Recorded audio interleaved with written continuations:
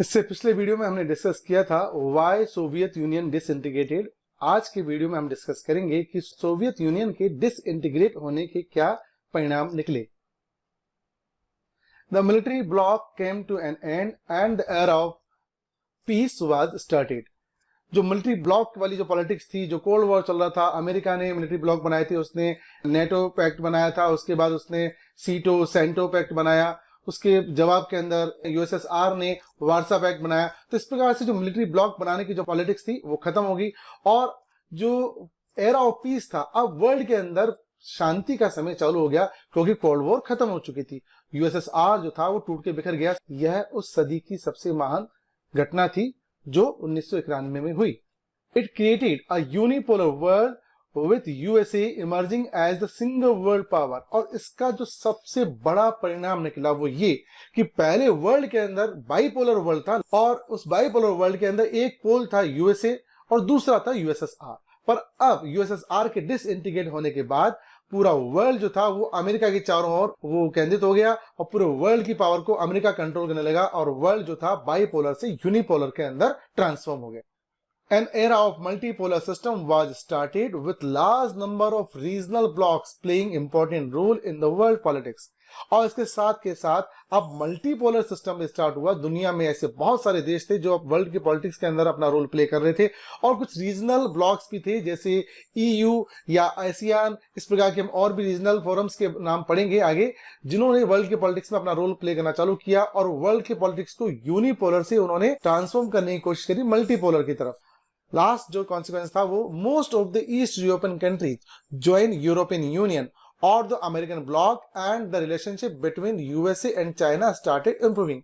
जो इसके यूएसएसआर के डिसइंटीग्रेट होने के बाद जो नए देश जो सामने आए उनमें से कुछ ने यूरोपियन यूनियन को ज्वाइन कर लिया, कुछ लोगों ने अमेरिकन ब्लॉक को ज्वाइन कर लिया और कुछ के साथ साथ जो रिलेशन थे कुछ कंट्रीज के वो चाइना के साथ और यूएसए के साथ बेटर होने लगे। यूएसएसआर था डिसइंटीग्रेट हो चुका था और उसके राज्य थे जो रिपब्लिक थे वो अलग अलग ब्लॉक को ज्वाइन कर रहे थे और वर्ल्ड जो वो यूनिपोलर और बाद में मल्टीपोलर की तरफ ट्रांसफॉर्म होना स्टार्ट हुआ। नेक्स्ट टॉपिक है what was shock therapy. Shock therapy क्या थी? It was the model of transition of the socialist system into democratic capitalist system under the influence of world economic institution like the World Bank and International Monetary Fund। USSR के अंदर democracy नहीं थी, वहां पर dictatorship हुआ करती थी, वहां पर कम्युनिज्म था और वहां पर एक सिंगल पार्टी का रूल होता था और वहां लोगों के पास फ्रीडम नहीं थी। पर अब इस सोवियत यूनियन का डिसइंटीग्रेशन होने के बाद रशिया को बदला गया कम्युनिस्ट कंट्री से डेमोक्रेटिक कंट्री के अंदर, सोशलिस्ट कंट्री से कैपिटलिस्ट कंट्री के अंदर उसका ट्रांसफॉर्म किया गया।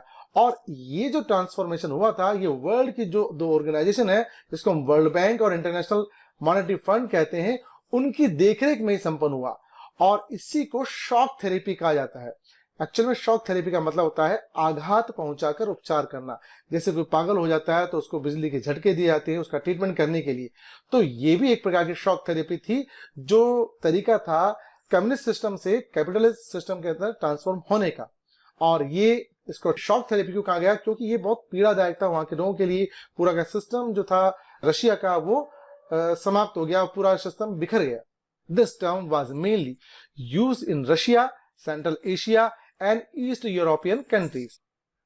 What are the changes required under the shock therapy? Shock therapy के अंदर ऐसे क्या चेंजेस थे जो इसके लिए जरूरी माने गए थे? The socialist economy turns into the capitalist economy based on privatization of means of production।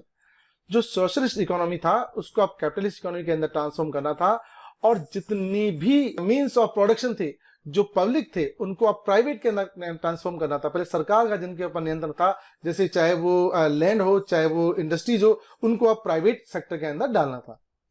Collective farming was replaced by capitalist farming.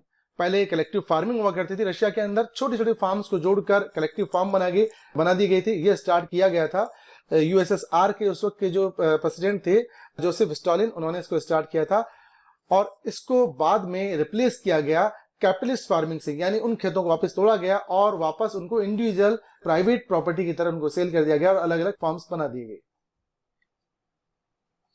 It involved free trade and direct foreign investment.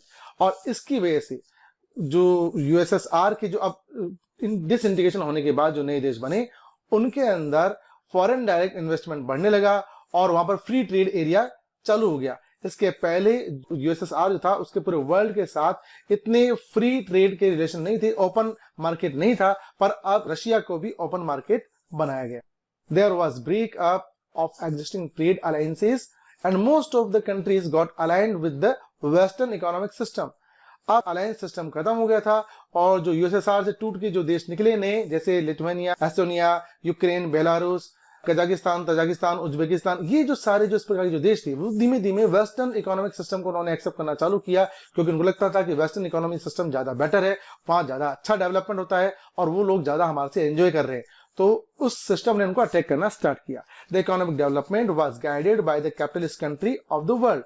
और अब पूरे वर्ल्ड के अंदर जो economic जो development था वो ये वेस्टर्न कंट्रीज उसको गाइड कर रहे थे। उनकी देखरेख के अंदर ये देश जो थे अपना सिस्टम कम्युनिस्ट से कैपिटलिस्ट के अंदर ट्रांसफॉर्म करने लगे।